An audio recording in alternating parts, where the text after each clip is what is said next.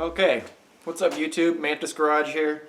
It occurred to me that nobody's done a valve adjustment inspection video on the VFR800 interceptor with Vtec, and so here we are. I've got one and it needs to get valves inspected and adjusted, and I don't have the little pucks for the Vtec assembly, but I think we're going to make some, so hopefully that all goes good and you get to watch the process, and might help you in the future. So here we go. First I'm going to inspect the valves. The Vtec ones are all going to look tight, but the other valves, we'll just inspect those and get a baseline, and then we'll take everything apart and we'll disable the Vtec valves, and then we'll put everything back together and we'll try to get a good measurement on the Vtecs. They have a spring and a little plunger in there that you have to lock down in order to get the proper valve measurement. And Honda sells a special tool kit with the cam chain detensioner and the little pucks to put in the valve shim buckets, but I don't have those, and I think we can make some out of 6mm bolts, so we'll go that route. So get to lunch.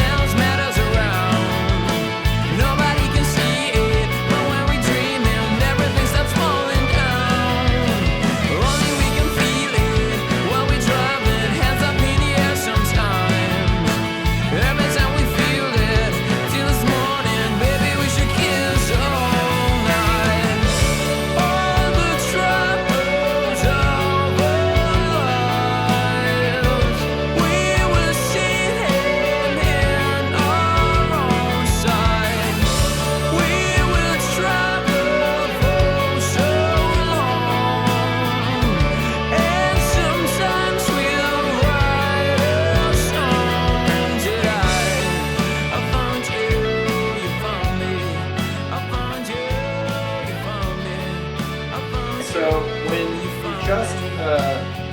you want to check these with the feeler gauge, what you're looking for is just a slight amount of drag on the feeler gauge itself. Once you stick it in, you don't want to hold the bucket open, so you don't want to have a lot of force to get it in there. And if it won't go in, then you need a smaller feeler gauge. So what you need to find is the right thickness of feeler gauge that goes in there with just a little bit of drag. You don't want it to be really loose where you can just push it in and out super easy.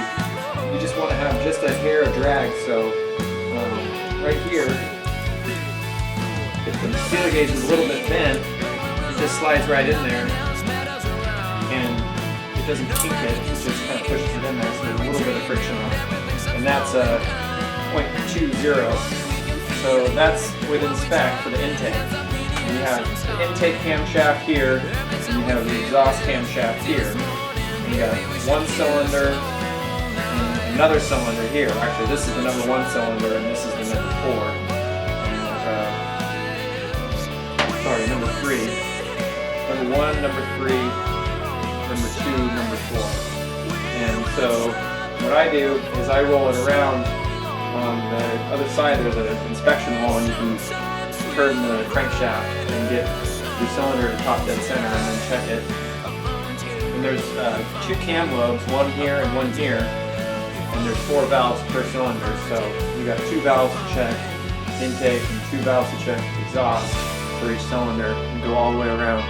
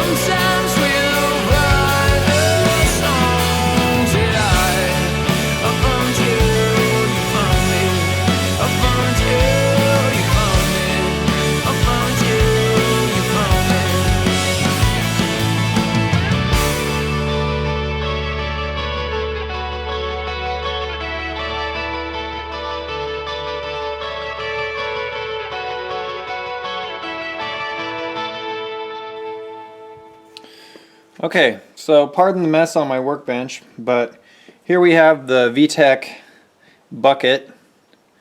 As you can see, it's a little different than your average bucket. And the main differences are, normally your bucket is just a solid bucket. This one has a little hole in it right here and on this side. And that is for oil pressure to come in and push on this little thing. So oil pressure does that, and this is engaging the Vtec assembly. So what you want to do when you're adjusting or inspecting this bucket is you need to jam this open, which really isn't all that hard. So what I'm going to do is I'm going to take a bolt here, 6mm bolt, pretty common. This is actually a really nice one. Maybe I won't use this one per se, but I'll take a bolt and then I'm just going to cut a slice out of it. Just one little slice, and it'll be about 2mm long. And what I'll do is I'll take it and I'll push it in here, and then I'll put that in here, and that'll just jam that in the lock position. And then when I put this back on top of the valve, it'll be in the lock position and I can get an accurate reading. We're also going to want to take the spring out that holds the bucket up, because there's a double spring. Usually your springs are under a keeper, but on this, with the Vtec, there's a separate outer spring that holds this up in the bucket here. So you're going to want to take that out because it'll kind of give you a false reading. And other than that, you're going to want to do a bunch of these little slices, and you're not going to want to have a lot of metal shavings or anything in your motor. So I would go to a different area to make the cuts. You know, definitely don't use your workbench if that's where you're working on your bike, because you don't want metal shavings to go into your motor or on your camshafts or anything else. So first things first is make some incisions on your bolt. I'd clamp it in a vise and then just start chopping the little chops off of it.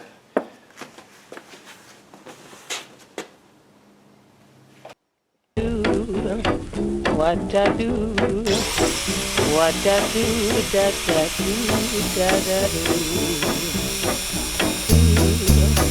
What I do, what I do, da da do, da da do. What I do, what I do, da da do, da da do.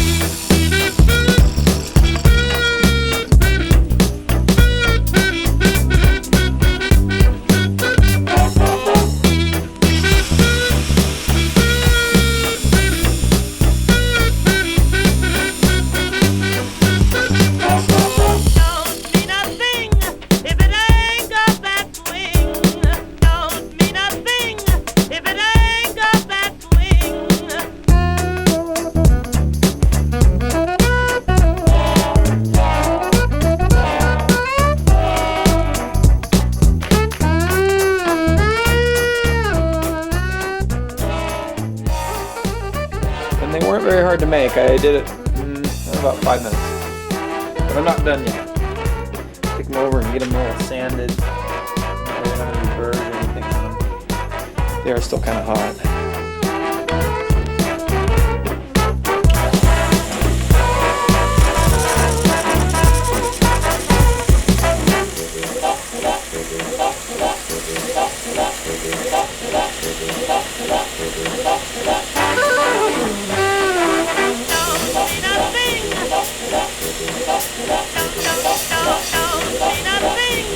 Don't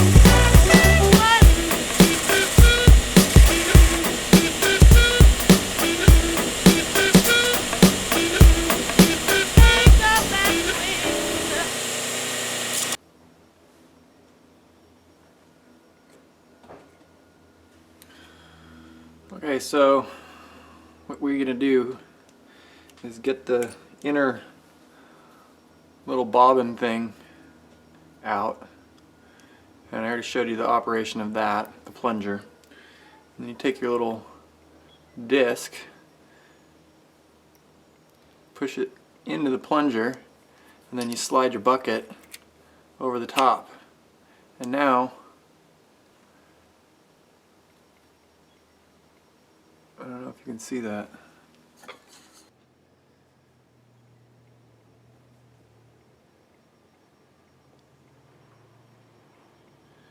So that's what you're going for, is that kind of eclipse thing to happen, and it'll just hold itself off the valve.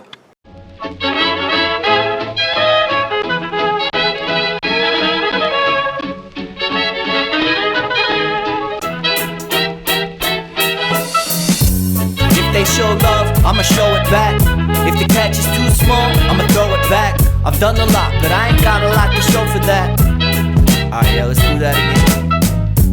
If they show love, I'ma show it back.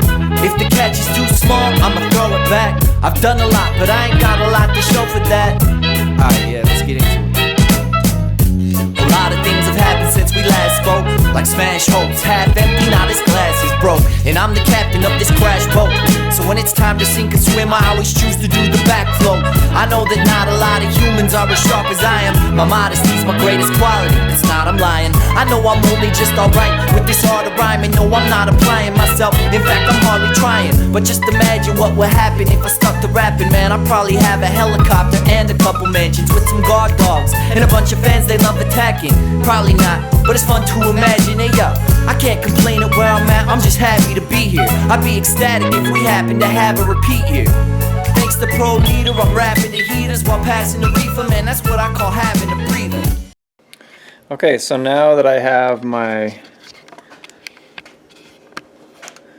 marks lined up here, the hash marks, and there's one back there that I marked for number 3 cylinder, top dead center, as you can see. And my lobes are kind of pointing up and in, which is where you want them. And I've got my spring out of the Vtec valve. So I'll take my trusty metric feeler gauge here, and now I've got just the perfect desired amount of clearance on my Vtec valve, and there's really no adjustment necessary, which is a happy day for me, other than having to go in here and check all that. It means that I don't have to order new buckets, and those are about $50 a piece. And that's the only way to really adequately adjust those, other than the one-way trip of filing or machining them down yourself, which I don't really recommend. And now I'll check this one with my number 30. If they show love, I'ma show it back.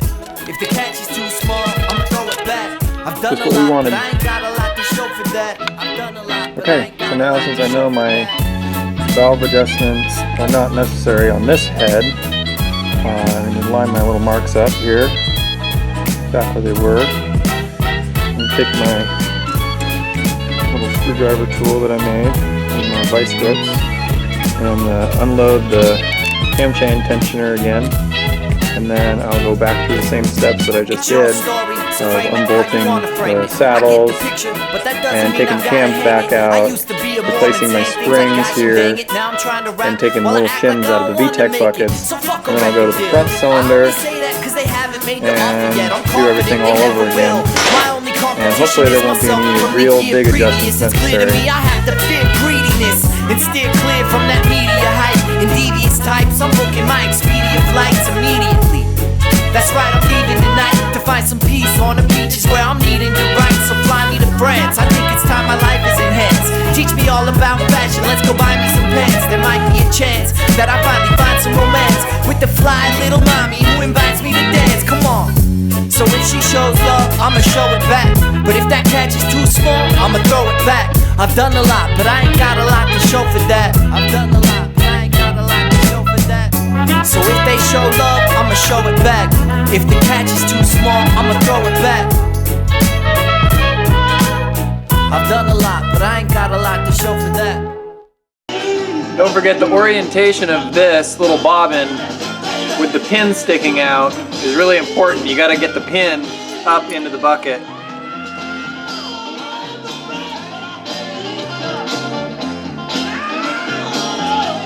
Likewise, the tight end of the coil goes down and the loose end always goes up because it's less mass.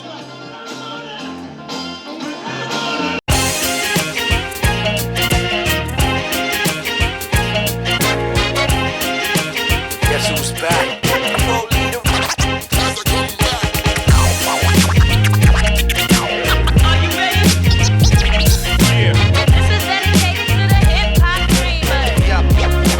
Okay, once you get the shims all back and accounted for, go ahead and reinstall these, assuming you don't have any more adjustments necessary, and realign all your marks, pull your little tension rig doohickey out, and move on to the next cylinder. That's it.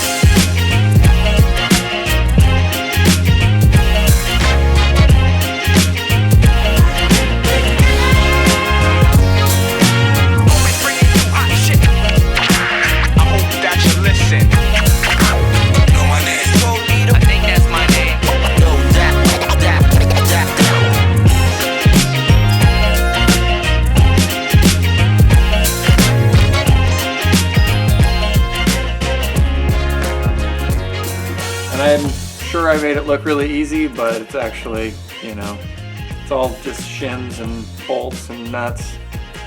The scariest thing is the timing aspect of it, because if you don't get it back timed properly and you turn it over at the wrong time, you could bend your valves and then you'll have to pull the motor apart. So, and also you don't want to lose anything in the bottom end because it's really hard to fish it out of there.